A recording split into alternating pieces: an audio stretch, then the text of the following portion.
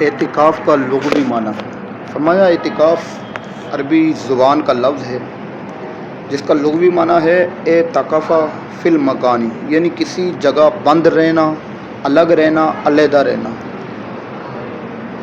اس کا اردو میں مفہوم یہ ہے کہ نفس کو دنیاوی لذتوں سے باز رکھنا اور مسجد کے اندر کچھ مدت کے لیے، یعنی اگر 10 دن کا اعتکاف ہے تو 10 دن کے لیے عبادت کرنا۔ اس کا اصطلاحی معنی فرمایا، شریعت میں اللہ تبارک و تعالیٰ کی رضا عبادت کے لیے مرد حضرات مسجد میں اور عورت گھر کے اندر جو جگہ نماز پڑھنے کی مقرر کی گئی ہو وہاں ٹھہرے۔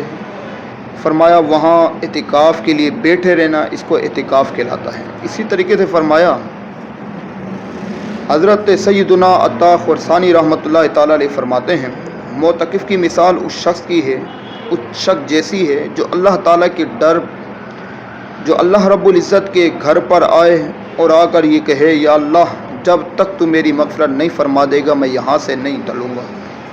فرمایا اعتکاف کی 3 قسمیں ہیں: اعتکاف واجب، اعتکاف سنت، اعتکاف نفل۔ اعتکاف واجب فرمایا اعتکاف کی نظر یعنی منت مانی، یعنی زبان سے کہا میں اللہ رب العزت کی رضا کے لیے فلاں دن یا اتنا دنوں کا اعتکاف کروں گا، تو اب جتنے دن کا کہا ہے اتنے دن کا اعتکاف کرنا اس پر واجب ہے۔ فرمایا اعتکاف سنت فرمایا رمضان المبارک کے آخری عشرے 20ویں روزے سے کے غروب آفتاب سے لے کر عید الفطر کے چاند کے نظر آنے تک کا اعتکاف سنت مؤکدہ علی الکفایہ ہے۔ اعتکاف نفل فرمایا نظر و سنت مؤکدہ کے علاوہ جو اعتکاف کیا جائے وہ مستحب، نفلی و سنت وغیرہ مؤکدہ اعتکاف کہلاتا ہے۔ یہ اعتکاف عبادت قدیمہ ہے۔ رب تعالیٰ نے فرمایا وَعَهِدْنَا إِلَىٰ إِبْرَاهِيمَ وَإِسْمَاعِيلَ أَن طَهِّرَ بَيْتِيَ لِلطَّائِفِينَ وَالْعَاكِفِينَ وَالرُّكَّعِ السُّجُودِ۔ فرمایا ہم نے تاکید فرمائی حضرت ابراہیم کو، حضرت اسماعیل کو کہ میرا گھر خوب ستھرا کرو، اعتکاف والوں کے لیے، طواف والوں کے لیے، رکوع کرنے والوں کے لیے، سجود کرنے والوں کے لیے۔ مفتی احمد یار خان نعیمی فرماتے ہیں کہ مسجدوں کو پاک صاف رکھا جائے، وہاں گندگی بدبودار چیزیں نہ لے جائیں، یہی سنت انبیاء ہے۔ اور یہ بات بھی معلوم ہوئی کہ اعتکاف عبادت ہے اور اعتکاف بڑی پرانی عبادت ہے جو زمانہ ابراہیمی سے چلتی ہوئی آ رہی ہے۔ حضرت سیدنا عبداللہ ابن عمر رضی اللہ تعالیٰ عنہ فرماتے ہیں کہ رسول اللہ صلی اللہ علیہ وسلم ماہ رمضان کے آخری عشرے کا اعتکاف فرمایا کرتے تھے۔ اور حضرت سیدنا نافع رضی اللہ تعالیٰ عنہ فرماتے ہیں میں نے وہ جگہ بھی دیکھی ہے جہاں رسول اللہ صلی اللہ علیہ وسلم اعتکاف کرتے تھے۔ حضرت امام حسین رضی اللہ تعالیٰ عنہ سے مروی ہے حضور نبی اکرم صلی اللہ علیہ وسلم نے فرمایا من اعتکف عشرا فی رمضان کان حجتین و عمرتین۔ فرمایا جس نے رمضان میں 10 دنوں کا اعتکاف کر لیا تو ایسا ہے جسے 2 حج اور 2 عمرے کیے۔ اللہ اکبر۔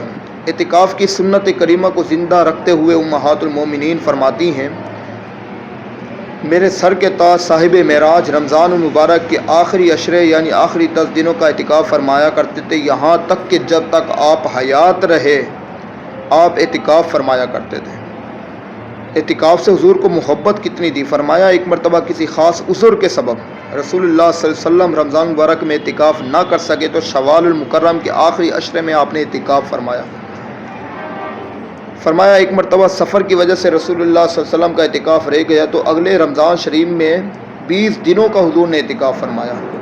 حضرت سیدنا ابو سعید خدری رضی اللہ تعالیٰ عنہ سے روایت ہے ایک دفعہ رسول اللہ صلی اللہ علیہ وسلم نے یکم رمضان سے 20 رمضان تک اعتکاف کرنے کے بعد ارشاد فرمایا میں نے شب قدر تلاش کرنے کے لیے رمضان کے پہلے عشرے کا اعتکاف کیا، پھر درمیانی عشرے کا اعتکاف کیا، پھر مجھے بتایا گیا کہ شب قدر آخری عشرے میں ہے، لہذا تم میں سے جو شخص میرے ساتھ اعتکاف کرنا چاہے وہ کر لے۔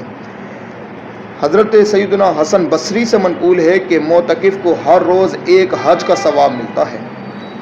امہات المومنین حضرت سیدنا عائشہ صدیقہ فرماتی ہیں من اعتکف ایمانا و احتسابا غفر له ما تقدم من ذنبہ، جس شخص نے ایمان کے ساتھ ثواب حاصل کرنے کی نیت سے اعتکاف کیا اس کے تمام پچھلے گناہ بخش دیے جائیں گے۔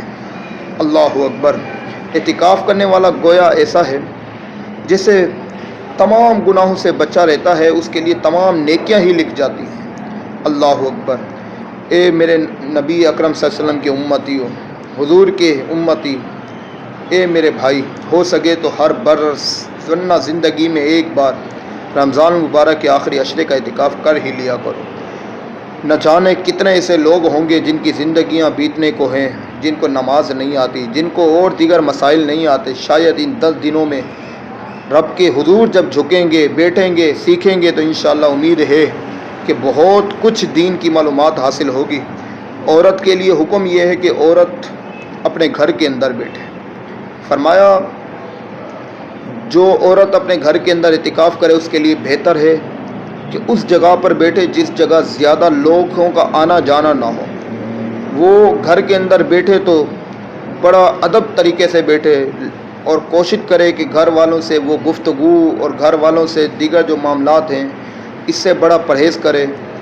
گھر کے اندر جب عورت بیٹھے تو پھر اپنے آپ کو یہ سمجھے کہ میں نے اب اعتکاف کر لیا ہے، تو اعتکاف کے اندر دنیاوی گفتگو کرنا، پھر وہی دنیا والی باتیں کرنا، تو فرمایا اس سے پھر اعتکاف کی روحانیت چلی جاتی ہے۔ رب تعالیٰ سے دعا ہے ہم نے جو کچھ سنا عمل کی توفیق عطا فرمائے۔